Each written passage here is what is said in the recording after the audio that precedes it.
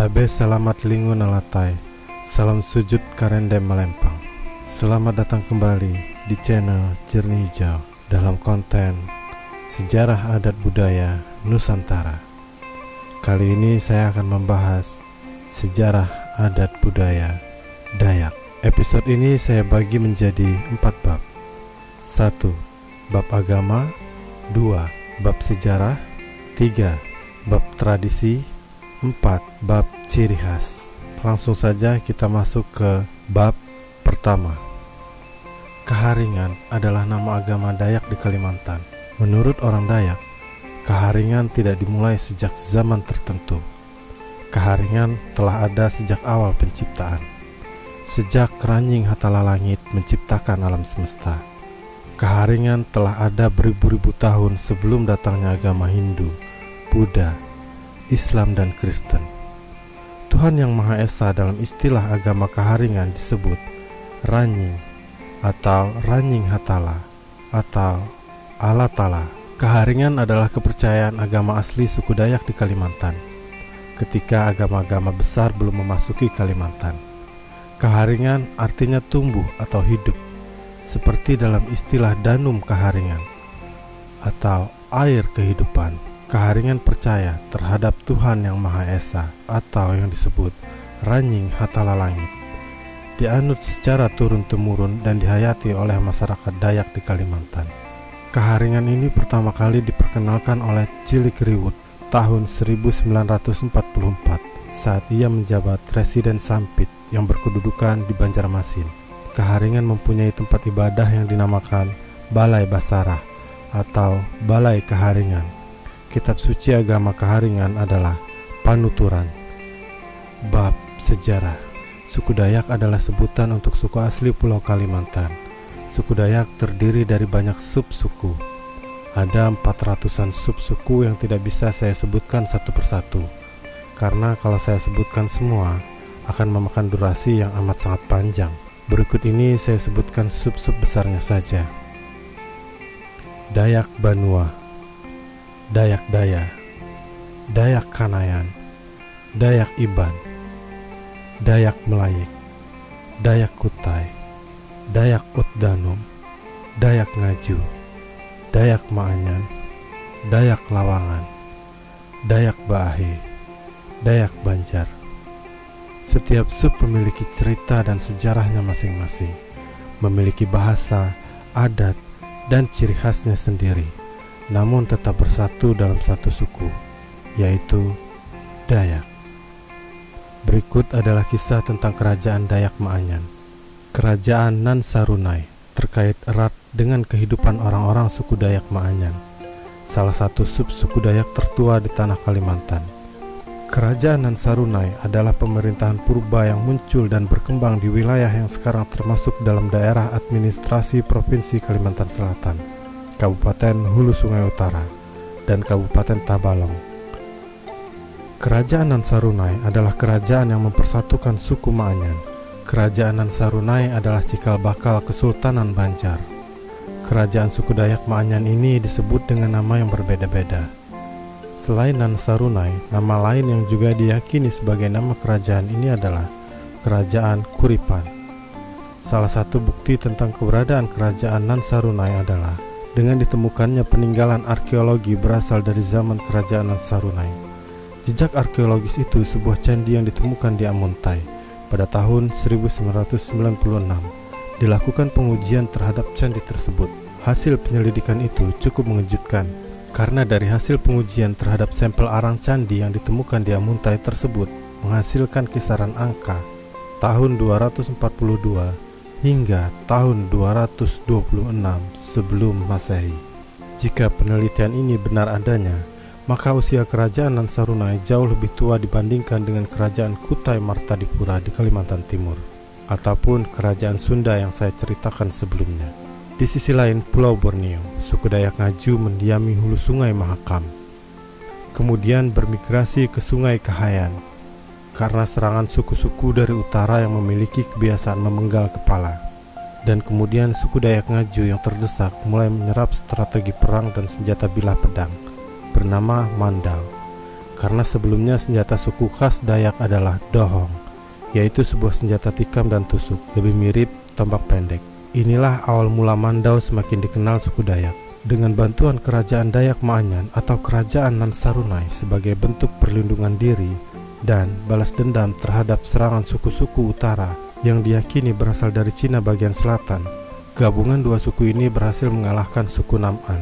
Suku Nam'an yang kalah sebagian mundur, namun sebagian lagi yang menyerah menyatu bersama suku Dayak, dan terjadilah akulturasi kebudayaan. Kerajaan Nan Sarunai ketika itu sudah menjadi negara makmur.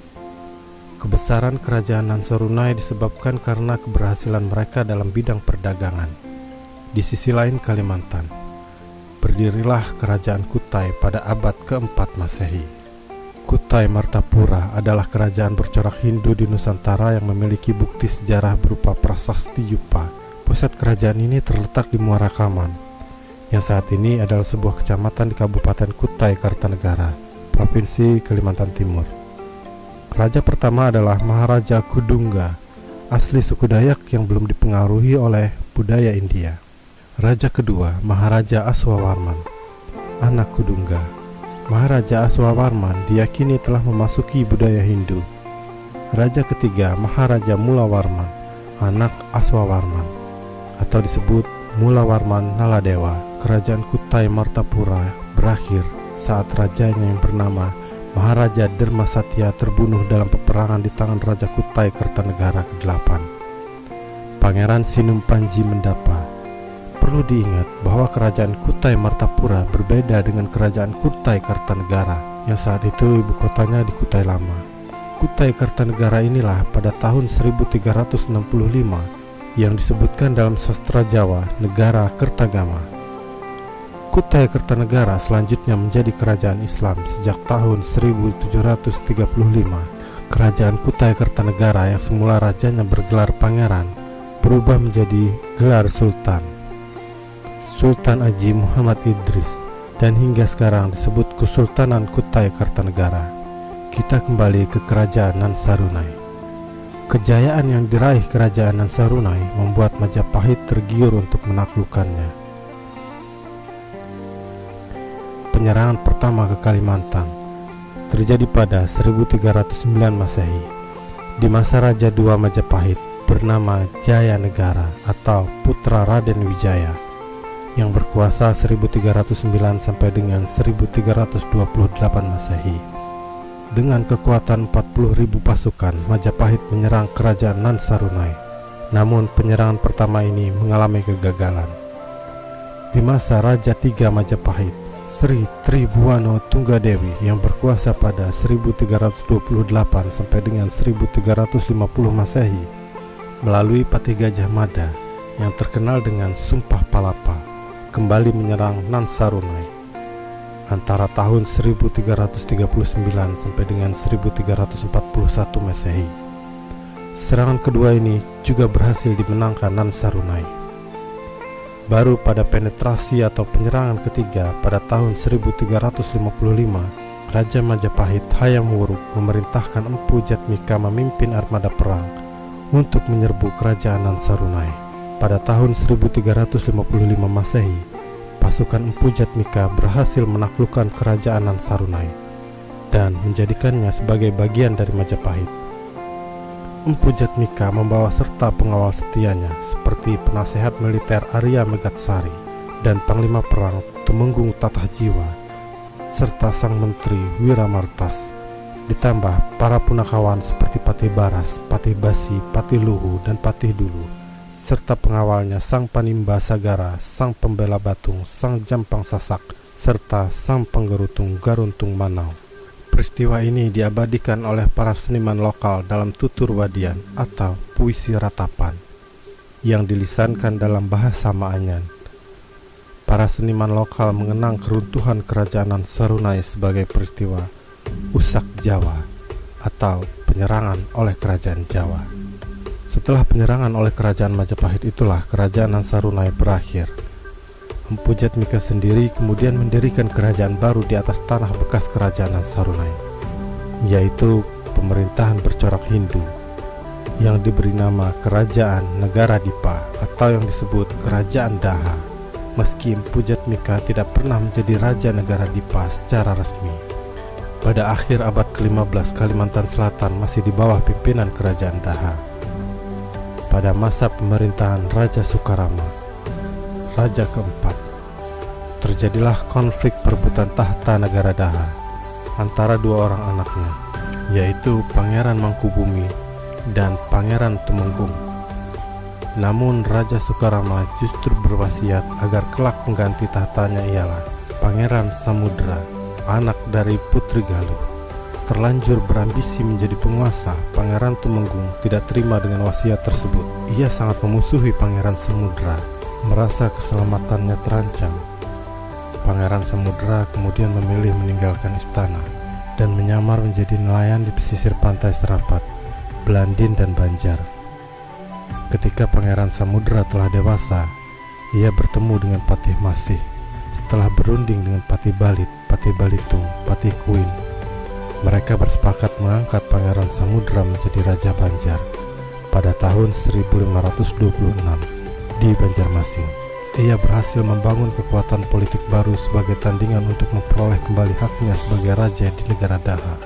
Sementara itu, Pangeran Tumenggung yang mendengar kabar ada kerajaan baru yang berdiri itu menjadi marah dan tak mau tinggal diam. Ia segera berencana mengirim armada perang ke Sungai Barito dan ujung Pulau Alalak untuk menyerang Pangeran Samudra. Menghadapi kenyataan seperti itu, Pangeran Samudra sadar kekuatan armadanya masih belum mampu melawan pamannya. Atas saran Patih Masih, ia kemudian memutuskan untuk meminta bantuan kepada Kerajaan Demak yang saat itu dipimpin oleh Sultan Trenggana. Kerajaan Demak mau membantu dengan syarat Raja Banjar beserta rakyatnya bersedia memeluk agama Islam. Pangeran Samudra menerima syarat tersebut, dan Kerajaan Demak mengirimkan 1000 pasukan bersenjata beserta penghulu bernama Khatib Dayan untuk mengislamkan Kerajaan Banjar. Dengan bantuan tersebut, Kerajaan Daha dapat dikalahkan, dan Pangeran Tumenggung mengakui Pangeran Samudra sebagai Raja Banjar. Sejak saat itu, Kesultanan Banjar berdiri. Pangeran Samudra pun kemudian bergelar menjadi Sultan Suryan Shah. Pada tahun 1520, Kerajaan Negara Dipa ditaklukkan oleh Kerajaan Banjar. Di masa-masa berikutnya, mulailah datang Belanda dari tanah Jawa ke Kalimantan. Nama Banjarmasin mulai masyhur. Belanda pun mulai mengirimkan ekspedisi untuk menjalin hubungan dagang dengan Kesultanan Banjar. Pada tahun 1603 Masehi, sayang kesan buruk yang diterima pedagang Banjar membuat usaha Belanda itu gagal. Belanda menjadi sangat berambisi untuk menjalin hubungan dagang dan menguasai Kesultanan Banjar.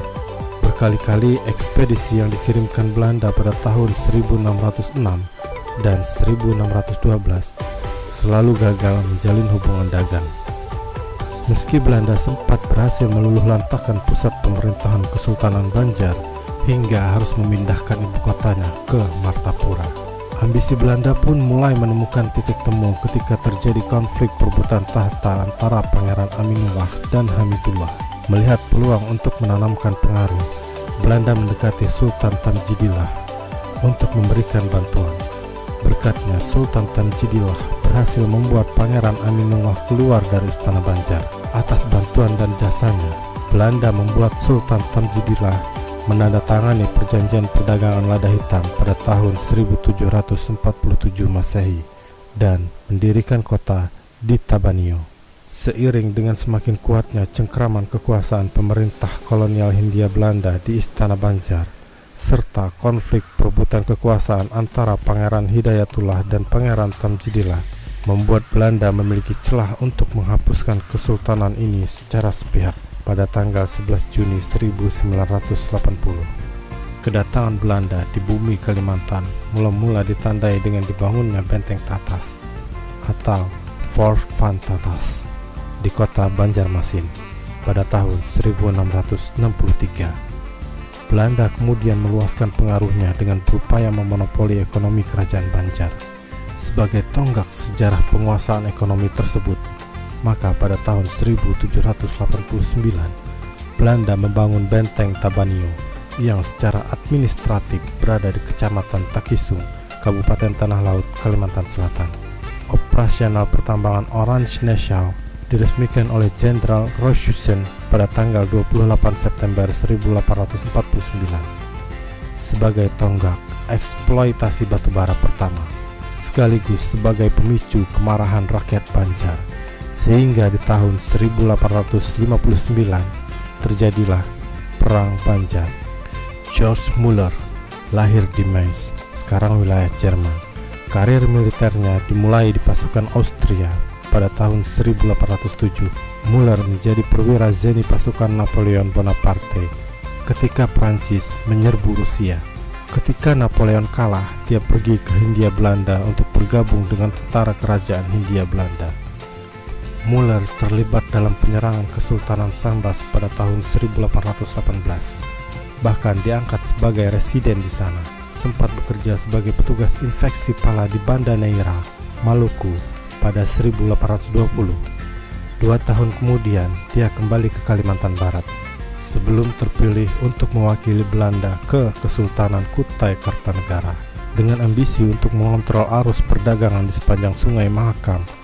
Belanda bermaksud menaikkan kontrak politik dengan Sultan Kutai Salahuddin. Belanda mengutus Muller beserta 20 prajurit Jawa ke Kutai pada tanggal 18 Agustus 1825. Ditetapkan bahwa perjanjian perdamaian mengharuskan Belanda untuk memberi perlindungan kepada Kutai dan menyediakan upah tahunan sebesar 8.000 gulden untuk kesultanan sebagai syarat persetujuan.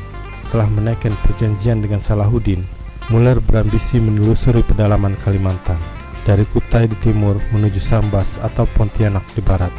Dia pergi ke Mahakam dengan pasukan Jawanya. Hanya 1 orang dari rombongan itu yang berhasil dengan selamat di pantai barat. Muller dan pasukannya diyakini dibunuh oleh suku Dayak di Hulu Kapuas.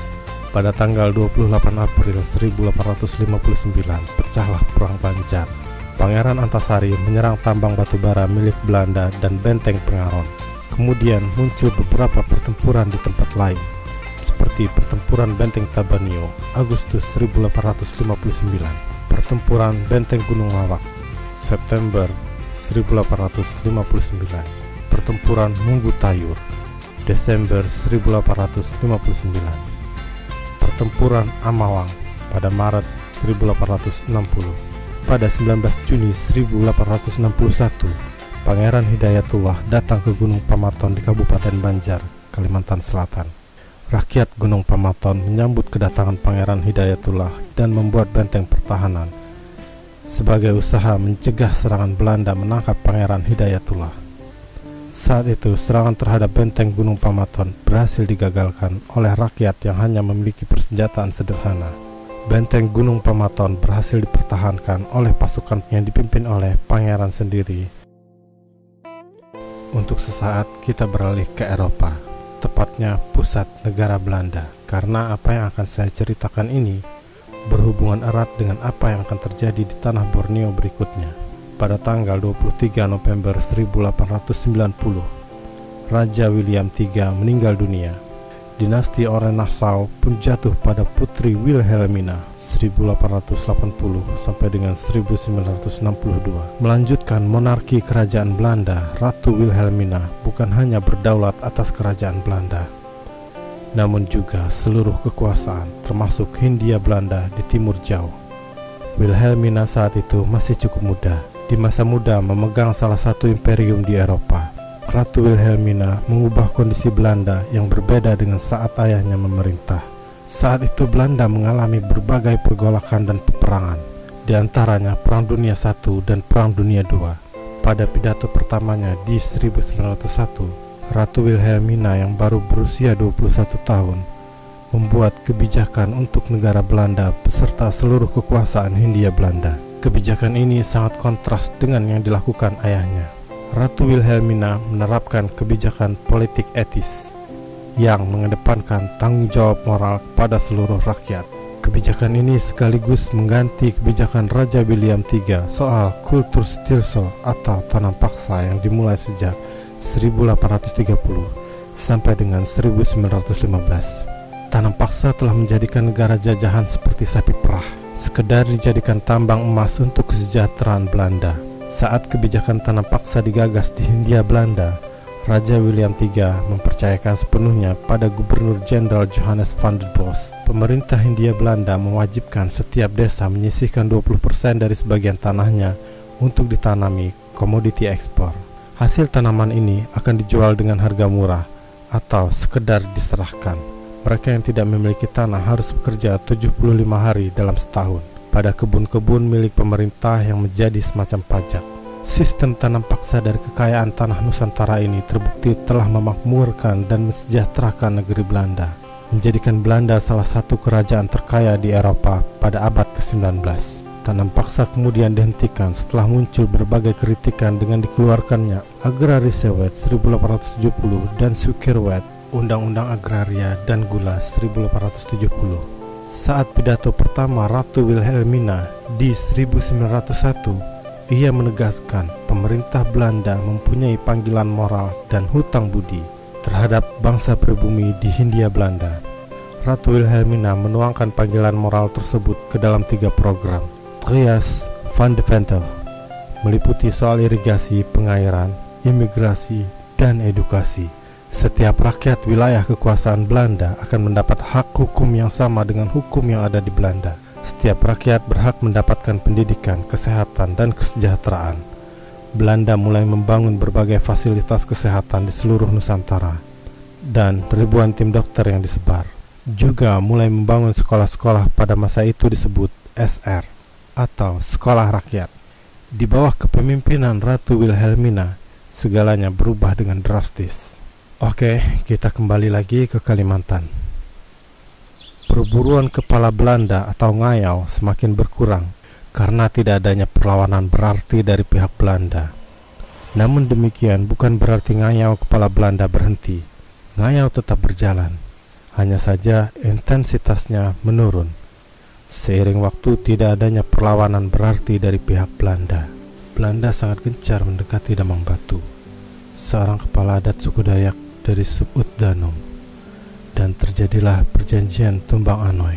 Sebenarnya perjanjian utama Tumbang Anoy adalah menghentikan perlawanan seluruh suku Dayak terhadap Belanda. Namun Damang Batu memiliki maksud lain dari perjanjian Tumbang Anoy, yaitu menyatukan seluruh suku Dayak dan menyeragamkan adat. Karena pada masa itu selain memerangi Belanda, suku Dayak masih sering berperang dengan sesama mereka. Tujuan diadakannya hukum adat ini sebagai pedoman kebersamaan untuk persatuan, pegangan serta penafsiran untuk menyelesaikan berbagai persoalan yang sewaktu-waktu bisa saja terjadi. Damang Batu di Tumbang Anoy, Pulau Puruk, Bukit Batu, Tumbang Manange atau Upun Batu, sekarang Kecamatan Tewa. Tokoh masyarakat Dayak ini berinisiatif untuk melakukan pertemuan damai antara para pemimpin suku Dayak dari seluruh Kalimantan. Maka dimulailah persiapan selama 3 tahun untuk dapat terlaksananya pertemuan besar adat yang rencananya akan dihadiri oleh sekitar lebih kurang dari 600 orang utusan dari seluruh daerah Kalimantan. Rapat akan dilaksanakan selama 3 bulan dan tentu saja membutuhkan dana yang besar untuk konsumsi para tamu dan keperluan lainnya. Untuk melaksanakan persiapan menyambut kedatangan para utusan besar tersebut, ketika itu Damang Batu sudah berusia 73 tahun, perawakan tinggi dan agak kurus. Penduduk Tumbang Anoy membuka ladang di beberapa bukit yang ditanami padi dan ubi kayu selama 3 tahun, menyediakan sekitar kurang lebih 60 ekor kerbau, menyediakan lebih dari 100 ekor sapi, ratusan ekor babi dan ayam. Setelah berakhir musim panen, rapat pun dimulai. Damang Batu saat itu menyanggupi untuk menjadi tuan rumah perjanjian Tumbang Anoy, sekaligus menanggung biaya pertemuan yang berlangsung selama 3 bulan. Pertemuan pendahuluan ini disepakati bahwa 1. Pertemuan damai akan dilaksanakan di Lewu atau kampung Tumbang Anoy, yaitu di Betang tempat tinggalnya Damang Batu. 2. Diberikan waktu 6 bulan bagi Damang Batu untuk mempersiapkan acara. 3. Pertemuan akan berlangsung selama 3 bulan lamanya. 4. Undangan disampaikan melalui kepala suku masing-masing daerah secara lisan sejak bubarnya rapat di Tumbang Kapuas. 5. Utusan yang menghadiri pertemuan damai itu haruslah tokoh atau kepala suku yang betul-betul menguasai adat istiadat di daerahnya masing-masing.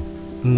Pertemuan damai itu akan dimulai tepat pada tanggal 1 Januari 1894 dan akan berakhir pada tanggal 30 Maret 1894. Demikianlah isi pendahuluan yang disepakati.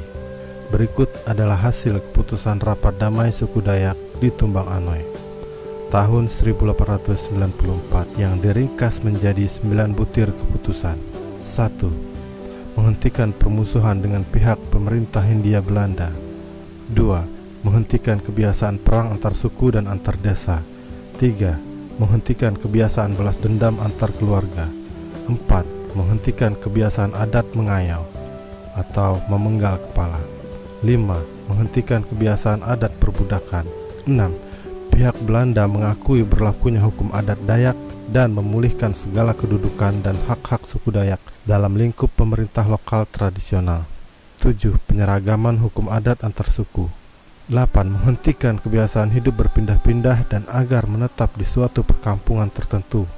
9. Mentaati berlakunya penyelesaian sengketa antar penduduk maupun antar kelompok yang diputuskan oleh rapat adat besar yang dikhususkan diselenggarakan selama rapat damai ini berlangsung. Rapat damai suku Dayak di Tumbang Anoy ditutup pada tanggal 24 Juli 1894 dalam suatu upacara di depan rumah Damang Batu. Sehari kemudian, yaitu pada tanggal 25 Juli 1894, semua kepala suku dan tokoh adat mengucapkan sumpah perdamaian bahwa mereka selanjutnya dengan segala kemampuan siap membantu pemerintah Hindia Belanda dalam upaya untuk mencapai perdamaian dan kesejahteraan bagi seluruh masyarakat. Foto-foto yang kami tampilkan diambil oleh wartawan Belanda dan dicetak di media Belanda dengan judul Dageraad van de Wetssaving atau Fajar Peradaban.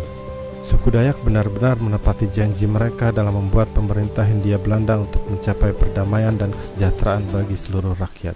Ekspedisi Papua Selatan 1907 adalah percobaan pertama dari 3 rangkaian ekspedisi Belanda menuju pantai selatan dari puncak gunung yang diselimuti salju abadi di Papua bersama suku Dayak.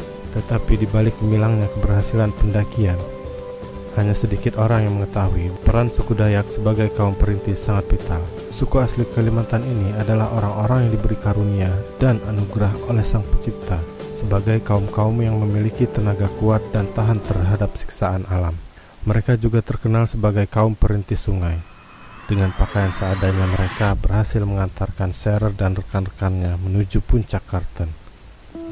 50 tahun kemudian, setelah perjanjian bersejarah Tumbang Anoy yang menyatukan seluruh sub Dayak, 28 Juni 1944, Jepang mulai masuk ke Kalimantan. Hari kelam itu pun datang di saat masyarakat Dayak tidak siap berperang setelah perjanjian Tumbang Anoy. Berawal di daerah Mandor, Kabupaten Landak, Kalimantan Barat, pasukan militer Jepang melakukan pembantaian yang keji terhadap golongan-golongan cendekia, raja-raja, dan feodal-feodal etnis Tionghoa yang memiliki harta dan kekuasaan yang melimpah. Menurut sumber sejarah, tak kurang dari 21.000 nyawa meregang akibat pembantaian ini. Namun demikian, Kekaisaran Jepang hanya mengklaim bahwa korban yang jatuh tak lebih dari 2.000 orang. Diyakini bahwa korban tak hanya jatuh dari golongan raja dan aristokrat, namun juga dari rakyat jelata, dan tak memiliki kuasa apapun. Pasukan Jepang mendobrak pintu-pintu rumah dan melakukan pembunuhan dengan sadis. Situs sejarah pembantaian ini dapat kita temui di daerah Mandor. Kabar mengenai peristiwa Mandor semakin tersiar ke seluruh Kalimantan. Meski sedikit korban yang jatuh dari etnis Dayak, namun rasa kebangsaan dan rasa senasib nampaknya mulai tumbuh di seluruh Kalimantan Barat. Terlebih kala itu kekejaman Jepang terhadap komunitas Dayak di beberapa wilayah di barat Kalimantan kian memuncak. Usaha-usaha pemotongan kayu hasil hutan yang dikuasai Jepang tengah merajalela. Pribumi dijadikan pekerja kasar tanpa bayaran oleh pasukan Jepang. Kejadian-kejadian tak mengenakan ini kemudian dilaporkan kepada salah satu pemimpin adat di desa Pangdandan. Maka dengan segenap niat baik untuk berunding, beberapa petinggi suku Dayak di daerah Sikucing seperti Pangsuma dan Panglingan menemui seorang mandor Jepang bernama Osaki untuk meredakan benturan antar suku Dayak dan pekerja Jepang. Saat akan berdiskusi, Osaki justru melakukan kekerasan dan perlawanan sepihak. Pangsuma dan Panglingan berhasil mengelak. Alih-alih membunuh Pangsuma dan Panglinggan, Osaki justru terbunuh terlebih dahulu oleh kedua tokoh Dayak tersebut, hampir tanpa perlawanan. Pihak Jepang semakin kalang kabut dengan terbunuhnya Osaki. Nagatani sebagai salah satu petinggi militer Jepang menyusun strategi balas dendam dengan mempersiapkan persenjataan dan pasukan yang memadai. Mendengar kabar ini, warga segera mengadakan tradisi mangkuk merah. Diedarkannya mangkuk merah di kalangan warga desa menandakan perang terhadap semua tindakan hina Jepang. Maka gerakan perang semesta Kalimantan bagian barat pun dimulai. Kekuatan-kekuatan pasukan dikumpulkan dan dikonsolidasi. Di pihak Jepang sendiri, Letnan Takeo Nagatani didaulat oleh Bunken Kanriken Miyagi untuk meredakan pemberontakan. Nagatani dianggap sebagai seorang letnan yang terlatih dan berpengalaman, serta diperkirakan mampu menghadang serangan dari rakyat desa yang hanya berbekal senjata tradisional. Ekspedisi penumpasan warga mulai dilancarkan. Pasukan Nagatani menyusuri wilayah Tayan hingga Meliau, kini daerah Sanggau, Kalimantan Barat, menelusuri Sungai Embuan menuju Tanjak Mulung. Di sanalah perang terbuka diperkirakan akan pecah. Belum sempat tiba di Meliau, pasukan Nagatani dihadang oleh kawanan pejuang yang sudah menanti untuk menghadang. Di daerah Umbuan Kunyil, hulu Sungai Kapuas, masih setengah perjalanan menuju Meliau. Penghadangan ini dipimpin oleh Pangsuma, Pangrati, Pangiyo, dan Jampi. Pertempuran pecah dengan hunusan Mandau. Nagatani tewas di tempat, sedangkan Pangsuma terluka. Meski dalam keadaan luka, Pangsuma menyerukan kepada seluruh rakyat Dayak untuk segera membentuk pertahanan dan menyelamatkan Meliau dari cengkeraman Jepang yang semakin kebakaran jenggot akibat kematian Letnan Nagatani. Dengan perjuangan gigih dan segenap pasukan persenjataan Mandau, sumpit, tombak, dan senapan tradisional, Meliau berhasil direbut pada tanggal 30 Juni 1945. Di sisi lain, Kalimantan, suku Dayak Punan, ahli dalam perang dan strategi perang. Suku ini telah memahami betapa kejamnya tentara Jepang. Benih permusuhan itu telah tertanam dengan kuat. Jepang tidak menyadari jika para Dayak telah mengatur siasat. Tidak ada laporan mata-mata yang masuk jika penduduk Kalimantan ini siap menghadapi. Dengan membiarkan Jepang masuk ke rumah mereka, para Dayak sebenarnya telah membuat perangkap. Tapi demikian, Jepang tetap waspada. Tindakan preventif dilancarkan. Senjata orang Dayak disita dan dikumpulkan. Senapan, sumpit, mandau, panah, tombak, dan lain-lain milik orang Dayak diminta untuk diserahkan. Sayangnya permintaan ini sama sekali tidak diindahkan oleh orang Dayak. Jepang lalu marah luar biasa karena permohonan mereka ditampik Dayak. Maka Jepang mulai bertindak tegas. Barang siapa yang tidak mengindahkan perintah akan ditindak dengan tegas, terutama para kepala adat. Akan mendapatkan hukuman yang sangat berat kalau ke depan menyimpan senjata dan terbukti melawan. Merasa Jepang menyerang dan masuk rumah tanpa permisi, para Dayak tak setitik pun dihinggapi perasaan takut. Ancaman Jepang sama sekali tidak menciutkan nyali mereka untuk menyerah. Sebaliknya, semakin mengobarkan semangat persatuan untuk melawan dan segera memukul mundur mereka. Para pemimpin adat Dayak sudah tahu bahwa tentara Jepang sangat haus akan wanita-wanita. Kelemahan ini coba dimanfaatkan. Ketika masuk ke daerah pedalaman dan pemukiman orang Dayak, tentara Jepang disuguhi tuak dan arak dan menyuguhkan para wanita Dayak. Para wanita ini tidak asal melayani, mereka sudah tahu tugasnya. Di tengah-tengah mabuk payang oleh pesta, tentara-tentara Jepang dihabisi para lelaki Dayak. Mereka diayau atau dipenggal dan menemui ajalnya. Demikian pula dalam perang terbuka di hutan-hutan. Jepang tak pernah sekalipun memetik kemenangan melawan pasukan Dayak Punan. Para panglima Dayak yang sangat menguasai medan dengan mudah memukul pasukan Jepang. Manakala pasukan Jepang mengadakan patroli, orang Dayak dengan cepat menyergap, dibantu sesama Dayak, baik di Kalimantan seluruhnya maupun di daerah Semenanjung Melayu, Temasik dan sekitarnya. Orang Dayak bersatu padu melawan Jepang. Ajakan minta bala bantuan dengan tanda mangkuk merah telah menyebar dari kampung ke kampung. Pekik perang dan perlawanan sudah sampai ke seluruh penjuru. Maka datanglah secepat kilat pasukan perang Dayak dari suku Iban, Sungkung, Sribas, Kantuk, Punan, Bukat, dan lain-lain. Tentara Jepang bukan saja kocar-kacir oleh orang Dayak, tapi juga dipukul telak dan tidak berkutik. Memang, nama Pangsuma tercatat sebagai panglima perang Dayak pada masa pendudukan Jepang ini. Namun sebenarnya masih terdapat banyak panglima perang Dayak yang lain, yakni Pangdandan dan Pangsolang. Nama mereka kurang dikenal, namun jasa-jasanya jelas tak dapat dinafikan. Sementara dari tanah Jangkang, panglima perang Dayak yang terkenal adalah Panglima Kilat. Kisah-kisah heroik dan epos Panglima Kilat hingga dekade 1970-an masih sering dituturkan pada anak-anak. Usai Perang Majang Desa, Dayak Jangkang dan sekitarnya merayakan kemenangan Ngayau di Bonti. Kepala-kepala suku daerah Sanggau berkumpul, berpesta, menari di antara kepala-kepala orang Jepang. Bab sejarah selesai. Bab tradisi. Sebenarnya sangat banyak tradisi-tradisi Dayak, tapi saya hanya menyampaikan 8 tradisi besar saja. 1. Kuangke atau Kuangkai merupakan upacara kematian adat suku Dayak Benua di daerah pedalaman Kalimantan Timur. Kuangke berasal dari kata ke dan angke. Ke berarti melakukan atau melaksanakan, dan angke berarti bangkai. Maka kuangke dapat diartikan sebagai buang bangkai, atau lebih jelasnya yakni melepaskan diri dari segala kedukaan dan mengakhiri masa berkabung. Upacara adat ini dilaksanakan dengan maksud menghormati dan memuliakan roh para leluhur yang sudah meninggal. Setelah dilaksanakannya upacara adat ini, roh-roh tersebut memperoleh kebahagiaan dan tempat yang lebih baik. 2. Tradisi Tari Gantar. Suku Dayak di Kalimantan Timur memiliki tarian khas yang bernama Tari Gantar. Tarian ini merupakan sebuah tari pergaulan muda-mudi suku Dayak Benua dan suku Dayak Tunjung yang ada di Kabupaten Kutai Barat. Tarian ini menunjukkan ekspresi kegembiraan serta keramah tamahan ketika menyambut tamu, baik wisatawan atau orang-orang yang dihormati. Fungsi dari tari ini juga sebagai tarian sambutan untuk para pahlawan dari medan perang. Tari Gantar terbagi menjadi 3 jenis, yakni Gantar Rakyat, Gantar Busai, dan Gantar Sanak. 3. Tradisi Banajah Antang. Ketika akan menghadapi peperangan, masyarakat suku Dayak akan melakukan upacara Manajah Antang untuk mencari keberadaan musuh.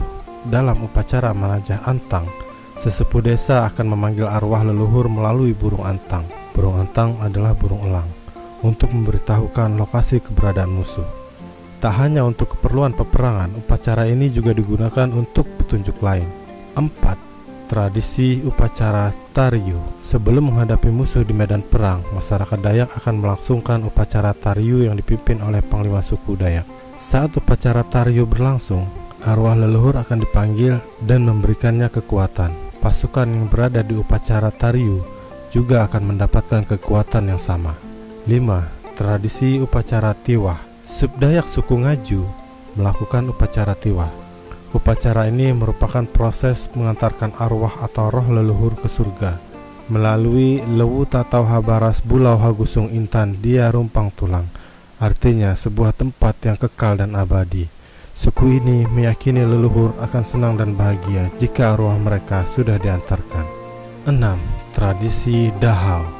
Dahau merupakan upacara adat pemberian nama anak di Kalimantan Timur.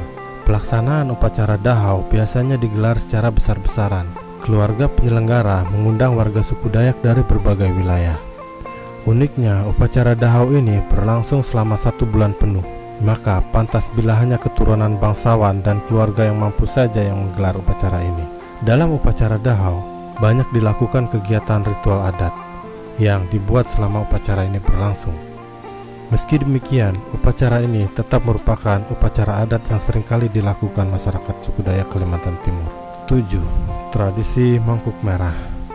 Mangkuk Merah merupakan sebuah tradisi dalam adat Dayak yang berfungsi sebagai alat komunikasi antar sesama rumpun Dayak, serta sebagai penghubung dengan roh nenek moyang. Hanya panglima adat yang berwenang untuk memanggil dan berhubungan dengan roh suci atau dewa. Adat ini dilangsungkan apabila ada suatu kasus. Misalnya, pihak pelaku tidak bersedia menyelesaikan secara adat. Pihak ahli waris korban yang merasa terhina akan bersepakat dan mungkin akan berakhir dengan melakukan aksi balas dendam melalui pengerahan massa secara adat yang disebut Mangkuk Merah. Mangkuk Merah hanya digunakan jika benar-benar terpaksa, karena segala macam akibat yang akan ditimbulkan dan dipertimbangkan secara masak-masak. Korban jiwa dalam jumlah besar sudah pasti akan berjatuhan. 8. Tradisi ngayam. Pada suku Dayak Iban, upacara ini bersifat religius, tetapi juga diselingi dengan pesta besar-besaran. Bab tradisi selesai. Selanjutnya, bab ciri khas. Busana suku Dayak Kenya. Suku Dayak Kenya Kalimantan Timur memiliki busana tradisional yang disebut sapai sapak untuk kaum lelaki dan ta'a untuk kaum perempuan. Pakaian ta'a terdiri dari semacam ikat kepala yang disebut da'a yang dibuat dari pandan. Umumnya yang menggunakan da'a ini adalah para orang tua. Baju atasannya disebut dengan nama sapai inok, serta bawahan dari busana tersebut berupa rok yang dikenakan dengan nama ta'a. Busana sapai sapak untuk laki-laki tidak jauh berbeda coraknya. Perbedaannya hanya pada pakaian atasnya saja yang dibuat berbentuk rompi.